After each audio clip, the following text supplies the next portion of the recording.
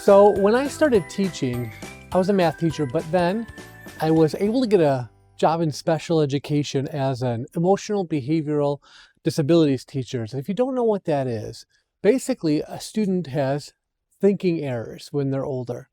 And these thinking errors develop just through circumstances at home, lack of structure, could be a chemical imbalance. But basically the kids really struggle with behavior, just straight up. Okay, these are the students who can, sometimes barely function in a regular classroom. Not your typical ADHD, it's usually beyond that. But I always wondered, what is God having me the skill set for? I had no kids at the time, and so I kind of thought about that. Well, this morning, I was able to put those skills to use. So what I learned throughout all those years working with those students is it's important to stay calm and use logic. So this morning I go downstairs. I'm a very early morning riser. When I played football, a lot of the guys on the football team would have me come and wake them up on game day to take them out to breakfast because they knew I'd be up at the crack of dawn. And so I go downstairs at about 4:15 a.m. Now, my kids are not allowed to wake up till 5:45. This is something we've gone through the gamut when they were 3, 4, 5 years old. So he's currently 8, and I go down there at 4:20, and he is watching TV. Well, I have a clock in his room specifically for this reason. And so I go and I say, "Hey, bud," I try really hard to stay calm because we've been through this. He knows. "Hey, bud, it's 4:20 in the morning and you're watching TV. What's going on? You can't wait us to wake up until 5:45. All right. And then you have to come see me." He goes, "Well, my clock, it said 5:45.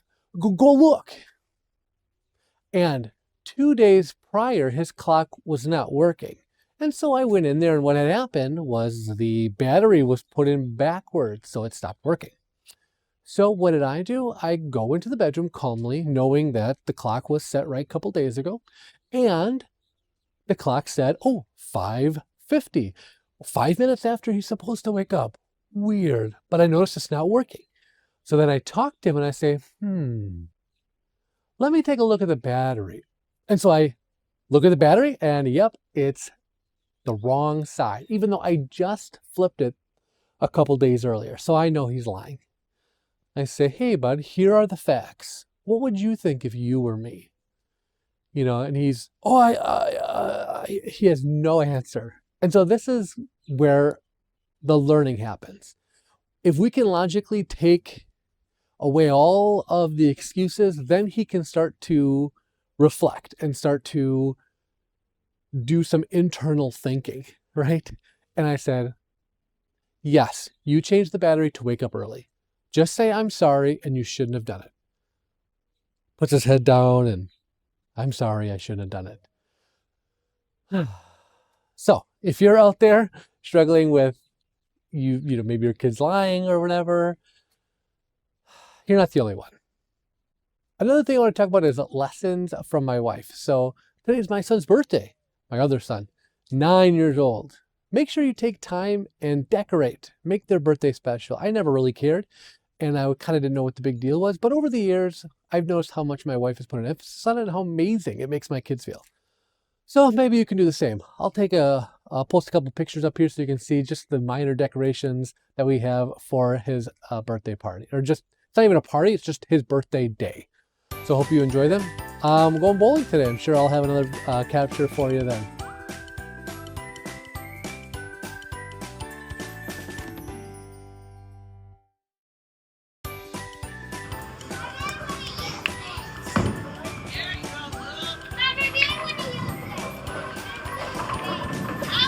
Yeah, great job, buddy.